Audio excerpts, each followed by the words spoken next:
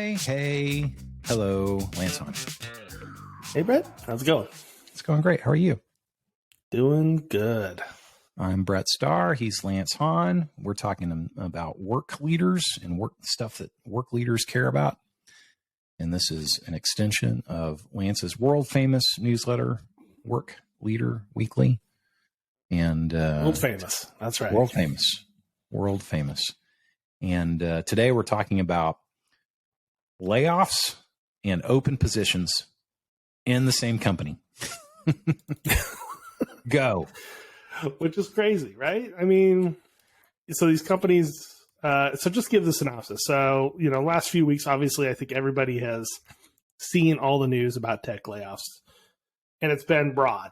Everybody's just kind of using it as an opportunity to, I think, sort of right size their staffs. And actually, a lot of it makes sense because, these layoffs, I think low five figures for most of them, 10,000, 12,000. We've seen those kind of numbers, happen. But most of these organizations through the pandemic grew substantially. I think I saw a number that Microsoft grew by 25%, and now they're going to be cutting 5% of staff, which obviously isn't great, especially for those folks. But from that perspective, not great. But at the same time, these folks are getting laid off. So you think about this: you've got 10,000 folks that you're laying off up in Redmond, Washington, and around the world with their global organization. And you look at their website, and they're still hiring. They're hiring. When I checked it today, Wednesday the 25th, they had still 900 plus job openings up on their website. And it wasn't like these were weird positions. It was like sales and marketing folks, developers, the exact types of folks that they're laying off too. And you see this across the board too. I think Amazon had something like 3,000 plus on their job openings, even though they laid off 12,000 folks. So that's a quarter of the folks that are out there, getting laid off. And so for this week, really focused my newsletter on talking about what's wrong with that. I think we could talk a little bit about just sort of some of the issues with that. Yeah. I kind of led with the fact that I think yesterday, again the 24th, Microsoft released their earnings report, so a lot of this was set up to obviously make it look better. Try to soften the blow from I think a weak earnings report. So there's some Wall Street and shareholder experience stuff in there. There's also things in the background, like Microsoft putting, up to $10 billion in investment into OpenAI, the company behind ChatGPT and Wally and Dolly. So there's lots of things that go on, but I'd love to start there and just talk about some of the challenges with that particular instance. Yeah. Yeah, and just a little bit more color there. Steve Smith in his newsletter, and we talked about it on a recent podcast, reported that the number of layoffs in the tech sector in 2023 is already 1/3 of all of the layoffs in 2022. So obviously some big ones, but it's not just large companies. I think about Lattice, for instance. Lattice grew headcount by over 200% over the last 2 years. They claim in a recent statement that they grew revenue 5 times during the pandemic, and they just laid off 15% of their staff. I think that there's an open letter on the Lattice website that addresses the layoff. Interesting things there. Number one is it was done by email, and that's addressed in the letter. It's that's basically right. Here's the letter to everyone. If you are, affected, you will be receiving an email shortly after this. And if you're not affected, you're going to be getting a different email so that you know not to worry. And I'm like, okay, well, first of all, I don't think that's a great way to do layoffs, number one. But number two, why would you put that in the public statement, to draw attention to it? But it's not just a big company thing. It's, happening across the tech sector. For sure. And I think that there's a mashup here of issues impacting employee experience, but also customer experience and shareholder experience. And, there's a lot of different games being played. And then I think that there, in my opinion, are some real issues that that remain unsolved for a lot of organizations within this, having open positions. Because I just went on Lattice's website. They have open positions. They just laid off 15% of their workforce, but they have open positions on their career website.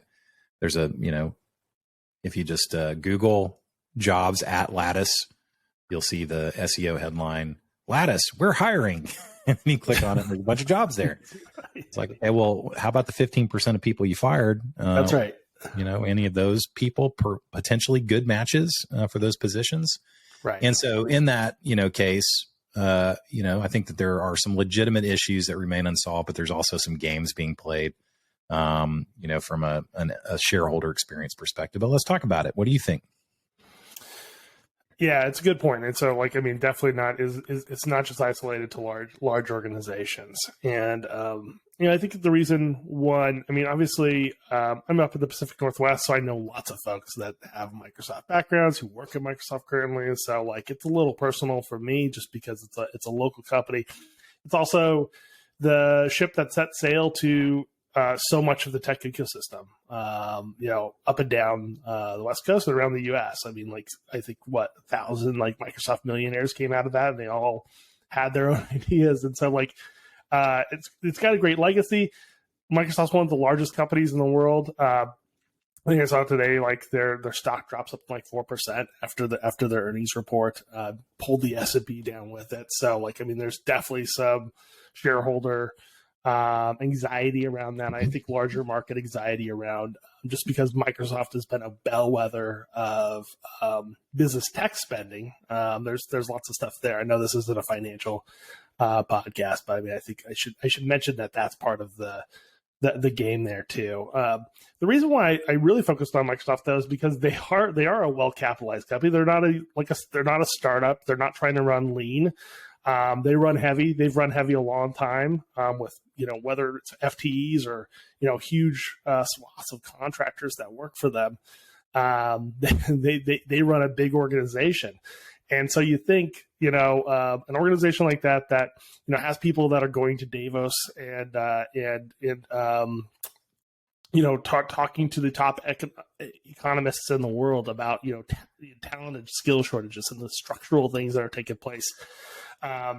The craziest thing that happens to me is that, obviously they see the value of, skills and retraining and that sort of thing, because they also did some research with Boston Consulting Group that showed that one of the ways to become a sustainable organization, so you're not going through these cycles of, completely recalibrating your organization through mass layoffs and then mass rehirings, is actually to do reskilling. And so, it's disappointing to see these organizations not sort of take their own advice, use their own research in Microsoft's case.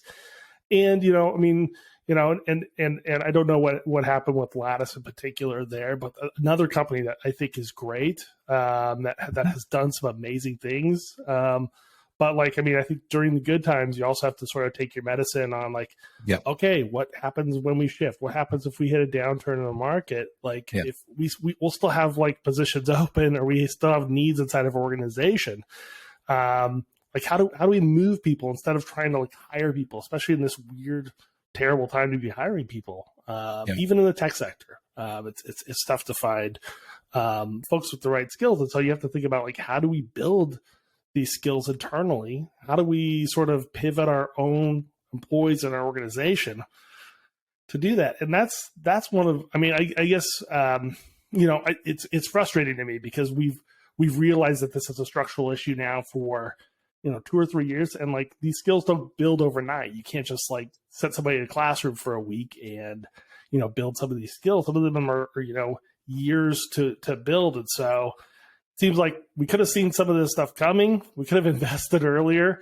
And now you got a situation where, Amazon's laying off 12,000 people. A quarter of them could be still employed if they had invested in skills retraining. they're going to spend a lot of money trying to recruit people, and they're going to spend a lot of money laying off people. Like, think about that sort of investment from a shareholder perspective. I don't know. It rubs me the wrong way, man. Yeah. Well, it's ridiculous. I mean, here's the deal.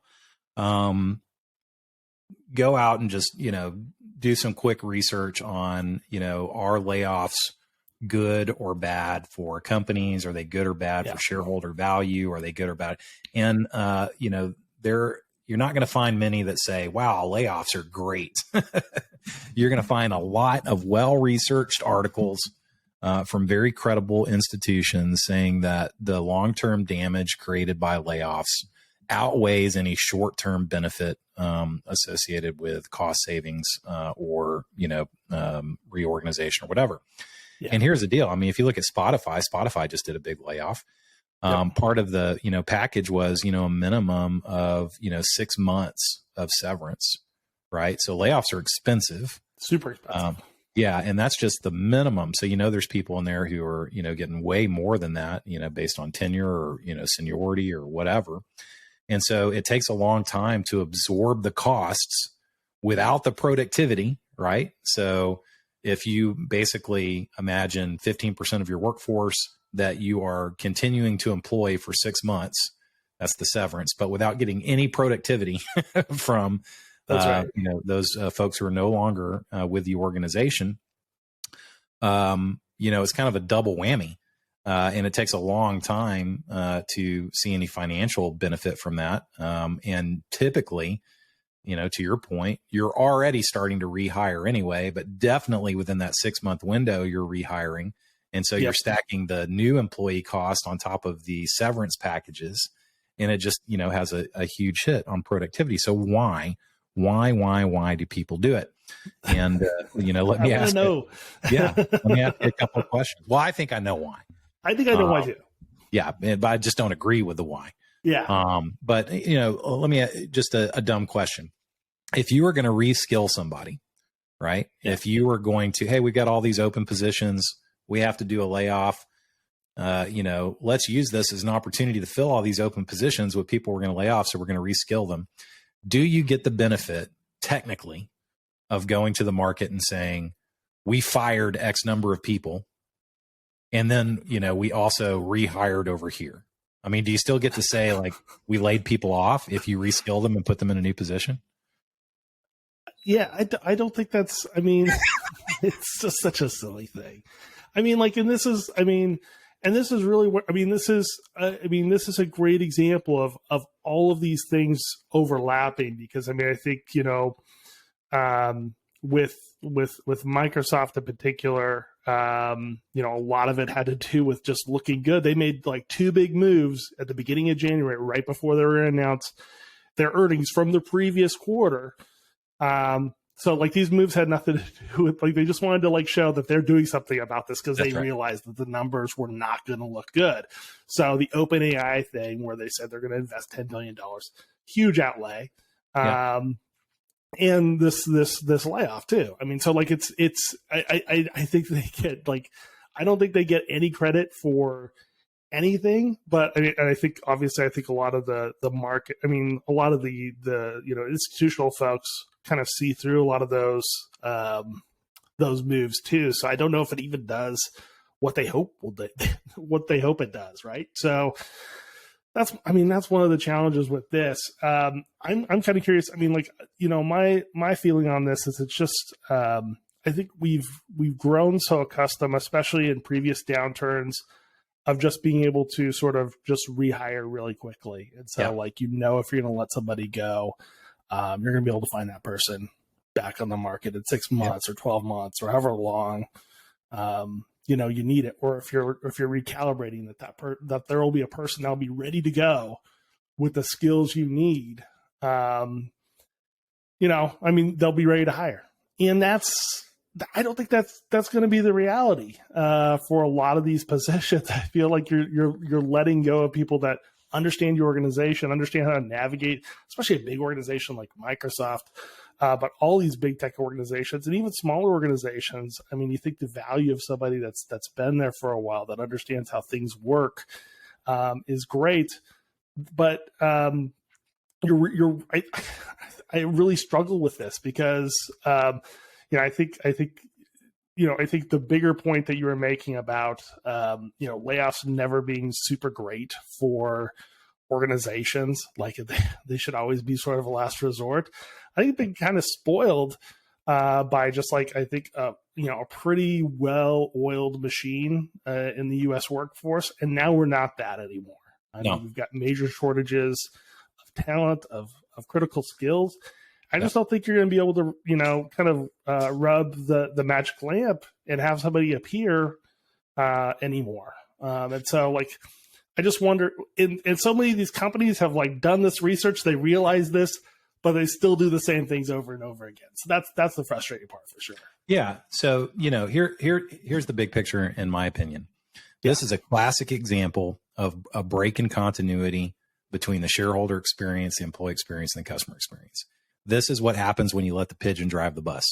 This is what happens when shareholder experience is running the show. It doesn't even matter that the facts are that layoffs of this magnitude are bad for business.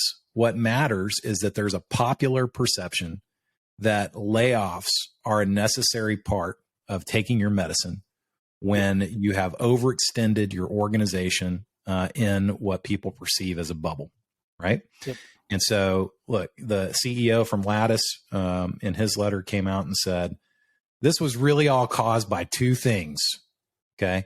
Interest rates being really low, which allowed businesses to have, all the money that they wanted to buy stuff during the pandemic, which ignores where interest rates were prior to the pandemic, but okay, fine. Interest rates low, check. And the second, though it wasn't named explicitly, was the flood of money from other sources coming into businesses during the pandemic. So what are those other sources? Perhaps the trillions of dollars released. The government gave like almost every business. Yeah. Yeah. Hey, and the Star Conspiracy got some. Of course. We're about a 60 or 70 person shop. We think of ourselves as a small business. If you're a 5-person company, you may not think of the Star Conspiracy as a small business. If you're a 2,000 or 3,000 person company, you may say, yeah, the Star Conspiracy is a small business. But it's interesting that Lattice did not point out PPP specifically, because chances are Lattice, who's not a small business, also took PPP money. So many companies. You have to. Yeah. Yeah. So many companies who have, access to endless cash from their venture capital partners took money from the federal government. And now these companies are blaming the buyers for getting drunk on low interest rates and being flooded with cash and creating an artificial signal for demand, right? That cannot be sustained now that interest rates are rising and there's no more PPP. And that's why, we are having these layoffs. And by the way, the second thing that's kind of happening behind the scenes is that increasingly institutional investors feel that we were operating in a tech bubble. Yep. And now they're demanding the exact same thing that they demanded at the turn of the century, the exact same thing that they demanded after the global financial crisis. It's like, when is tech going to grow up? You guys need to run profitable businesses, damn it. Ignoring the fact that the whole, the whole model in the United States of technology innovation, which by the way leads the world, leads the world. The whole model is built on companies not being profitable during the, initial moment. Lattice took over $300 million of funding. They have 700 employees, right? You saying there's no way making that much money to pay back that investment? No, of course not. You kick that can down the road. That's the IPO absolutely. Or the, just got bought by a giant, private equity company. That's right. Or something like that. But, when it comes to, there's this old cliche, and Dr. Patty Fletcher, who we're going to have on soon on this podcast, was on a podcast with her the other day. And she brought up that old cliche, Henry Ford saying, if you ask people what they wanted, they would have said faster horses, right? That's right. And so no one buys technology. They're sold technology. All these new waves of technology that you wash over us, SaaS replacing on-premise systems, Right. artificial intelligence. These are not things that people wake up one day and say, gee, I wish that there was this app where I could, spend 5 minutes putting in a prompt and it would automatically write a children's book for me. No one asks for that. That's stuff that gets sold to people through innovation. And that's why the venture capital system, as much shit as I give it, is actually a really good system for driving innovation in the United States. And so now we're at that cyclical moment in the market where everyone's saying, okay, tech, you got a little out of control. You don't know how to run a business. We need to focus on profit. And so in the private companies that are VC backed, you got their board saying you need to tighten the belts and blah, blah, blah, blah, blah. And so they lay off dry powder. Keep dry powder. That's right. Keep the Black cash. Swan memos, it's going to be a terrible year, blah, blah, blah. So exactly. And why? Because they have to raise money. So when they go out to raise their new fund, Sequoia just raised $1 billion fund. When they go out to raise their funds, they have to demonstrate to investors that they're fiscally responsible so that they can get more money to throw away on other, 19 out of 20 companies that are not successful. And so it's moments like these where they get to stand up and say, well, in 2022 and 2023, coming out of the pandemic, we saw this indicator and that indicator, and this is how we responded. We were very fiscally responsible. Bullshit, man. These companies, like, their whole model is built on, one company out of 20 succeeding, right? And that means that they are inherently risky, but they have to create this perception that they're also fiscally and financially disciplined while their job is to invest in risk, but whatever. Okay. So they're, high risk. They're kind of, everyone tighten your belts. And so Lattice lays off 15% of people. Same in public markets. You get activist investors, you get shareholders, and they're all saying, when is this company going to operate in a way that maximizes profit and value for the shareholder? The tech sector is down, the NASDAQ is shit. You guys need to get some financial discipline. And so they go and they lay off 15% of people so that they can get a bump in their stock. And it's the same thing over and over. That's why it's happening. So, to go back to my, glib question earlier, do you get credit for firing someone if you reskill them and put them in an open position that you have? No, you don't. No, of course not. No, it achieves the same objective. It's like but here's the other thing. How many people do you know from Microsoft or SAP or Oracle who wink, wink, nod, nod have been laid off 3 times by the same company only to be rehired before their severance, horizon even collapses? Right. So it's like, hey, here's a year of severance. 3 months later, they're hired again in the exact same position. Or when they were doing like voluntary, like step backs, or sabbaticals and that sort of thing. And I had a friend that did that. And I think he got called back like 3 weeks into a sabbatical. That was supposed to be 3 months. It's like, okay, we need you back. Come back. We'll actually raise your pay. It's like, this is so silly. And the thing with these large public companies too, is it's not even a matter of fundamentals at this point. I think, Microsoft delivered something like $2+ EPS. Earnings per share. So they're a profitable company. They could hire 10,000 people tomorrow. And it doesn't change the fundamentals of their business from a profitability standpoint. It wouldn't even match what they just invested in AI. Yeah, it's just, so the numbers are just purely play for that. And I think to your point, thinking about sort of the shareholder narrative of reskilling and thinking about some of the financial benefits of that is probably what it's going to take to get some credit for reskilling somebody into your open positions instead of just simply laying off. Hey, we had 1,000 open positions. It was holding us back from taking advantage of every single opportunity we have. Instead of laying off 1,000 and then rehiring 1,000, we just redeployed these folks. It's going to take them about 3 to 6 months to get up to speed. But that's actually less time than what it would take for anybody outside the organization to get hired. Magically. And then, if they manage to find somebody with that skill set, get them on board, get them up to speed, get them ramped up, get them figure out how to navigate the Microsoft, way or the Amazon way or the Meta way. So there's there's definitely, I mean, I think there's a story there. I just don't think we've been super creative or thoughtful about telling that reskilling story. And I think that's ultimately what holds back a lot of these reskilling initiatives and sort of, this obvious need to invest, for companies to invest in reskilling long term, and to look at their sort of longitudinal plans over the next 5 years and say, where are we going? And how can we use people that we know aren't going to necessarily be in those positions 5 years from now?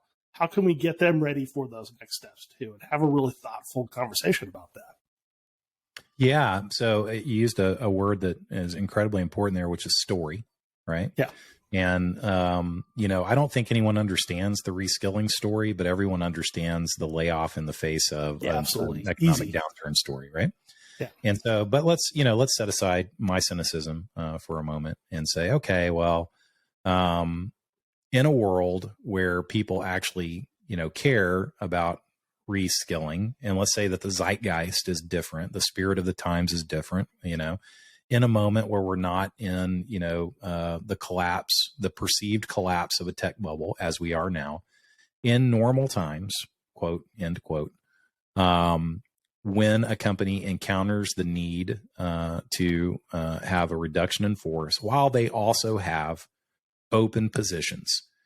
If someone was not trying to tell a story of fiscal discipline as exhibited by the most profound thing that you can do to send a message to shareholders, which is we laid people off, we reorganized, blah, blah, blah.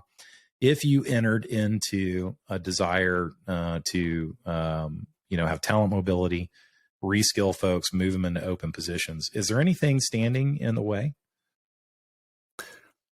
I mean, other than just like inertia, no. I mean, like I feel like this. I mean, like I think if you understand sort of the economics of reskill, and I organizations already have some of these programs in place. So that's actually the really frustrating part. I'm sure they're not. I mean, sure, learning leaders are just like pounding their fists on the desk right now. Like, I'm telling them this already.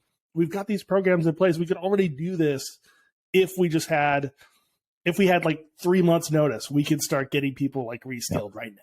Like, I mean, like we've got these programs in place.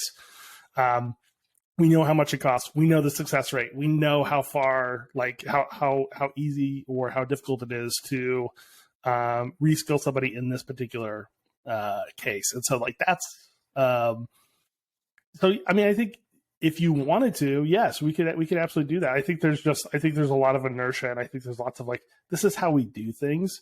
Yeah. There's also like, and I'll throw out something because it's always kind of in the back of my mind, is like, this is also just gives air cover for companies to cull people that they don't really want to keep around. Yeah. So like, I mean, I think that has to be part of the equation as well. At least thinking about that. And that's a really cynical take.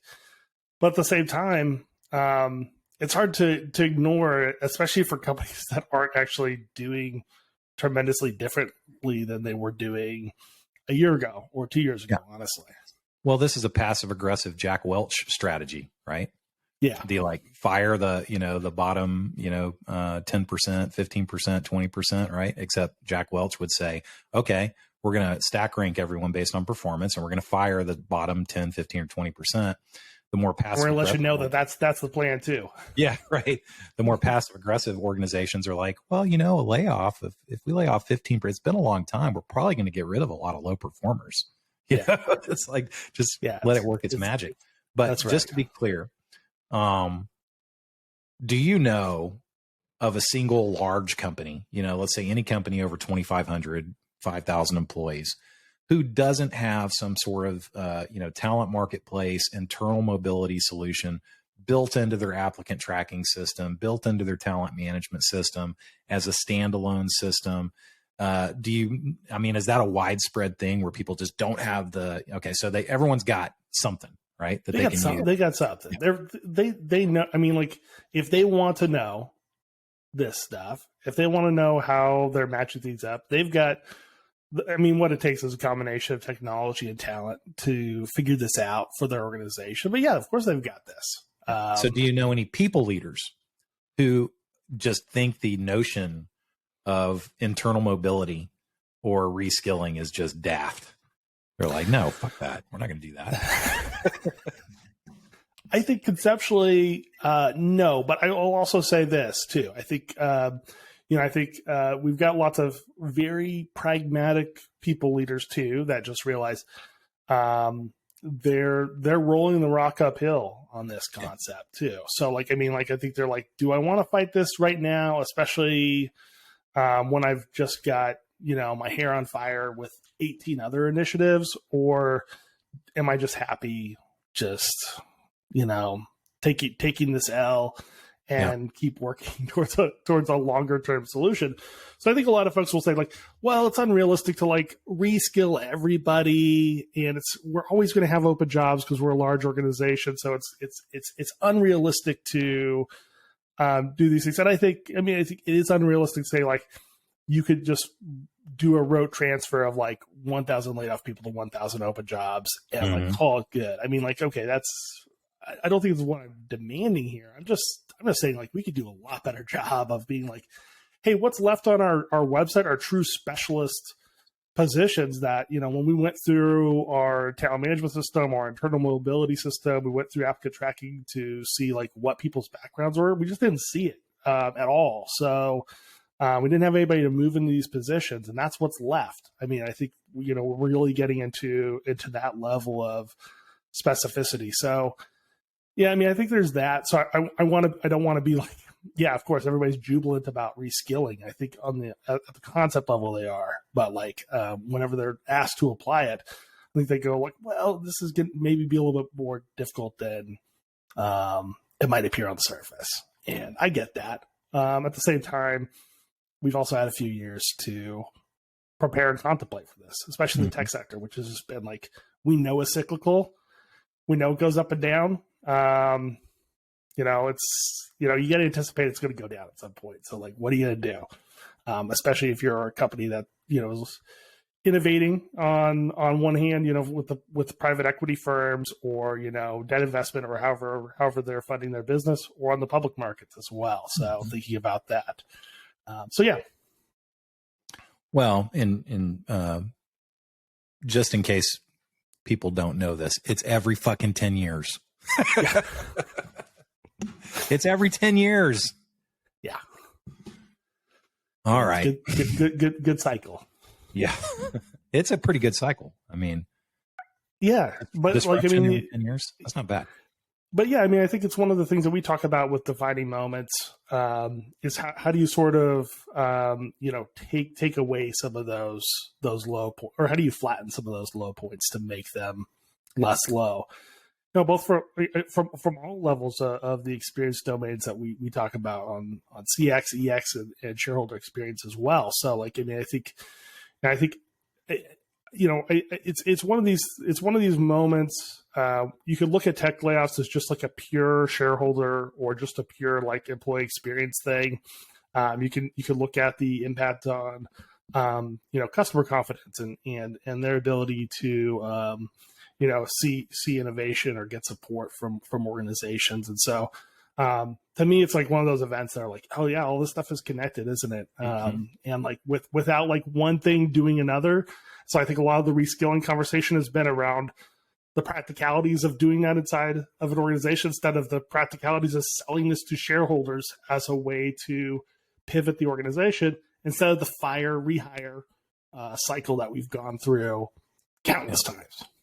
Well, and let's close with this. This is something we've talked about a million times. Is the CHRO, are people leaders, are they advocates for shareholders, or are they advocates for employees? And the reality is, we went through a long period where HR was trying to get a seat at the table. And the perception was, in order to get a seat at the table, you had to be an agent of the shareholder and understand shareholder value, right? And the reality is, if you want to do right by shareholders, you should be an agent of the employee and advocating for the employee. That's what's going to do a better job for the shareholders. You need that creative tension between the employee experience, the customer experience, and the shareholder experience. There has to be creative tension. You don't get that creative tension if the people who are running your people function are agents of the shareholder. There's no creative tension. And so at the very least, in moments like this, which are meant to drive a shareholder outcome, you at least want to have an HR team that is doing everything that they can to direct people who are being outplaced to the opportunities that exist inside the organization and formalize that as much as possible. And to your point earlier, if you could get a little advance notice, that'd be great. Microsoft doesn't wake up 2 weeks before and say, we have to lay people off. This decision was made months ago, right? That's right. And HR knew about it. Yeah, absolutely. Yeah, and they knew about the scope and the size, and it's one of those things where if we're looking at a defining moment, if you know that at times of turmoil and downturn, that instead of laying me off, what they did is they put me in a training class for 4 months.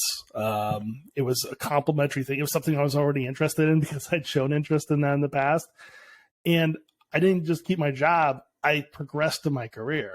Yeah. Like what?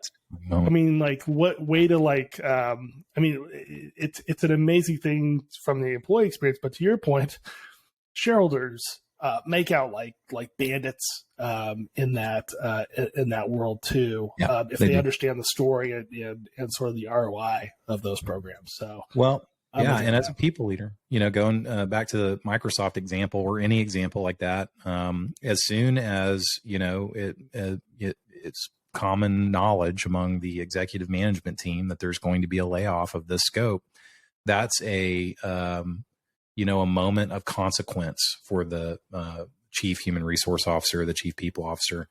They either are going to solemnly, bow their head and say, I totally understand this needs to be done for the good of the business and shareholders, and how can I help?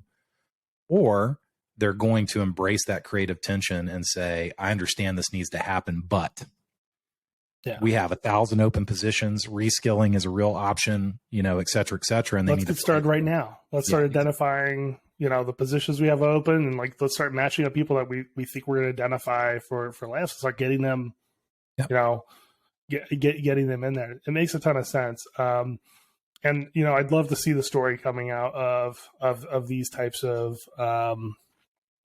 these types of stories to look more like that. To hear those types of stories come out. So I'm still waiting, but I'll still advocate for that for sure. Well, good talk. I'm Brett Starr. He's Lance Hahn. This is Work Leader Weekly. Please subscribe, tell your friends, and we look forward to seeing you next time. Thanks, Lance. I really enjoyed it. Thanks. Me too, Brett. Do it again next week.